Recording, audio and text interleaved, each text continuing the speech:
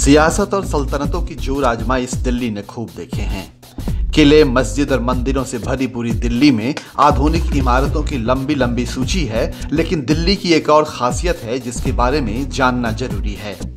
आपको भी पता होगा कि पुराने जमाने का समाज अपनी बसाहटों के साथ पानी की व्यवस्था मजबूत रखता था।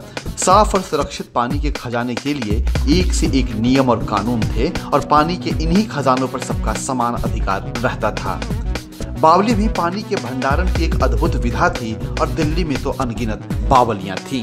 ये बावलियां सिर्फ पानी लेने की जगह नहीं थी, बल्कि यहाँ रात दिन सामाजिक और सांस्कृतिक गतिविधियां आयोजित होती थी और लोगों का जमावड़ा इन जगहों को खास बना देता था। मुसाफिरों की महफिलें सजती थीं, गीत और संगीत के राग छिड़ते थे और फिर पानी की तरंगे थिरकने लगती थीं। पुराने समय में गर्मी के मौसम में पानी की कमी को दूर करने के लिए कई कुएं और बावलियां बनाकर बारिश के पानी को इकट्ठा किया जाता था।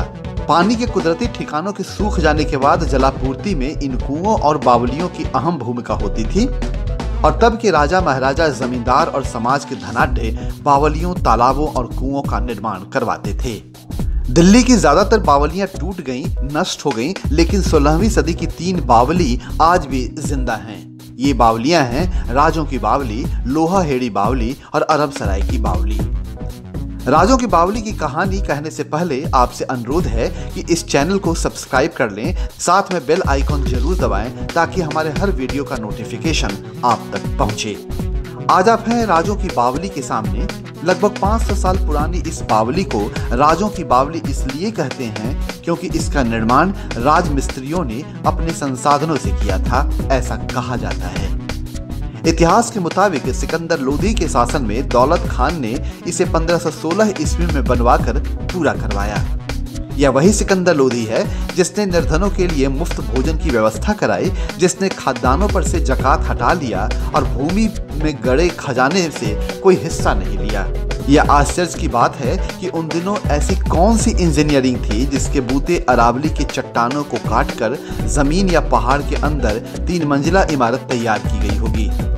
सवाल उठना लाजमी है कि तब कितने कुशल और दक्ष इंजीनियर और कारीगर रहे होंगे और खासतौर से सालों भर पानी की मौजूदगी बरकरार रखने का हुनर तब के कारीगरों का था और यह व्यवस्था कितनी व्यापक और मजबूत थी। वैसे तो दिल्ली के इतिहास में 32 बावलियों का जिक्र मिलता है, लेकिन उनमें से कुछ बावलियों की हालत बहुत खराब है और ज्यादातर अब जमींदोज हो गई हैं। यह बावली अपना इतिहास खुद कहता है। गौर से इसके वास्तुशिल्प को देखिए, जैसे किसी ने एक 3 मंजिला इमारत या पिरामिड समान इमारत जमीन के अंदर यानी कि उल्टी दिशा में बना दी हो। इसकी संरचना इतनी भव्य और सुंदर होने के साथ आम जनता के लिए उपयोगी रही, ऐसा सोचकर हम इतिहास के कोमल कालखंड के मुरीद हो जाते हैं। एक तरफ लोगों को ठहरने और आराम करने की सुविधा, तो दूसरी ओर यहाँ अनेकों सामाजिक उत्सवों का सिलसिला।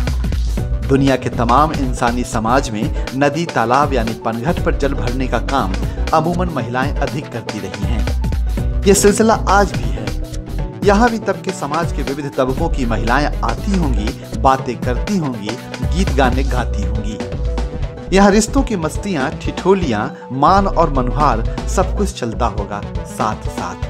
ताने, उलाहने और मिलने मिलाने के तमाम बहाने यही रूप धरती होंगी। सुबह से जैसे खूब रौनक हो, घड़े में पानी भरने की आवाज और साथ में कोमल मीठे गीतों के टेक हवाओं में रस घोल देती होंगी। इस रस से शोहदे बन जाना जैसे किसी मन नहीं दिल की लाचारी हो जाती होगी। धीरे धीरे अंधेरे में मस्तियां पानी की तरावट में घुलकर महफिलों को गुलजार कर देती होंगी। इसी भव्य आयताकार निर्माण में इंसानी खूबियों के रस घड़ों के पानी को प्राणवंत और जीवंत बना देते थे। यह निर्माण जमीन तल से 3 मंजिल नीचे तक बना है। इसकी सीढ़ियां इसे 4 भागों में विभाजित करती हैं और इसकी खासियत यही है कि पानी का तल जहां भी हो, सीढ़ियों से उतरकर किनारे बने दालानों से पानी तक पहुंच सकते हैं। कभी सभ्यता की सांस कहलाने वाली इन बावलियों के उन पुराने दिनों को याद कीजिए जब जंगलों के बीच से गुजरती किसी पगडंडी या सुनसान सड़क के किनारे ऐसे जलतीर्थ राहगीरों के लिए रात के ठौर हुआ करते थे। ऐतिहासिक दस्तावेजों के मुताबिक साल 1857 के विद्रोह के बाद दिल्ली के किले वाले इलाके से बहुत सारे लोग विस्थापित हुए।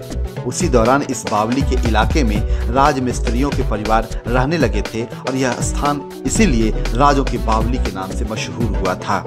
लेकिन 20वीं शताब्दी में जाकर भारतीय पुरातत्व विभाग ने यह स्थान खाली कराया, ऐसा लोग बताते हैं। आपको हमारा वीडियो कैसा लगा हमें जरूर बताइए।